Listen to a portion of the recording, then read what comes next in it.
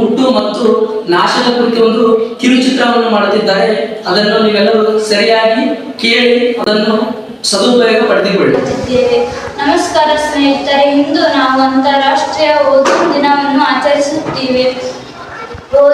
Ozone ಪದರ ನಮ್ಮ ಜೀವನಕ್ಕೆ ತುಂಬಾ ಮಹತ್ವ.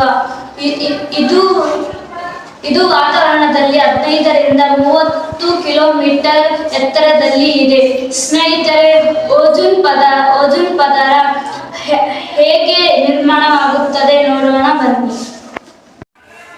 ನಾನು ಆಮ್ಲಜನಕದ ಸೂರ್ಯನ ಕಿರಣಗಳು ನನ್ನ ಮೇಲೆ ಬಿದ್ದಾಗ ನಾನು 2 ತುಂಡಾಗುತ್ತೇನೆ.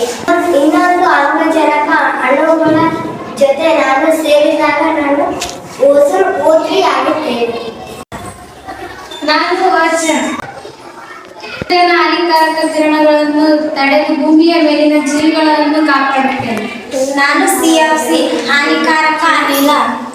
ನಾನು ಫ್ರಿಡ್ಜ್, AC, ಪ್ಲಾಸ್ಟಿಕ್ಗಳಿಂದ ಹೊರಬರುವ ಹಾನಿಕಾರಕ ಅನಿಲ ಓಜೋನ್ ನಾಶ ಮಾಡುವುದು ನನ್ನ ಕೆಲಸ. ಒಂದು ಫ್ಲೋರಿನ್ ಅಣು ಬಂದರೆ ಸಾವಿರಾರು ಓಜೋನ್ ಅಣುಗಳನ್ನು ನಾಶ ಮಾಡಬಹುದು. ಅಯ್ಯೋ, ನನ್ನ ಪದರಗಳು ತೆಳುವಾಗುತ್ತಿದೆ, ರಂಧ್ರಗಳು ಉಂಟಾಗುತ್ತಿವೆ. ಓಜೋನ್ ಹಾಳಾಗಿದ್ದರೆ ಭೂಮಿಗೆ ಹೆಚ್ಚು UV ಕಿರಣ ಬರುತ್ತದೆ. ಇದರಿಂದ ಚರ್ಮದ ಕ್ಯಾನ್ಸರ್, ಕಣ್ಣಿನ ಸಮಸ್ಯೆ, ಬೆಳೆ ಹಾನಿ ಹಾಗೂ ಪ್ರಾಣಿಗಳಿಗೆ ಅಪಾಯವಾಗುತ್ತದೆ. ಓಜೋನ್ ಉಳಿಸಲು ನಾವು ಏನು ಮಾಡಬೇಕು ಗೊತ್ತೇ?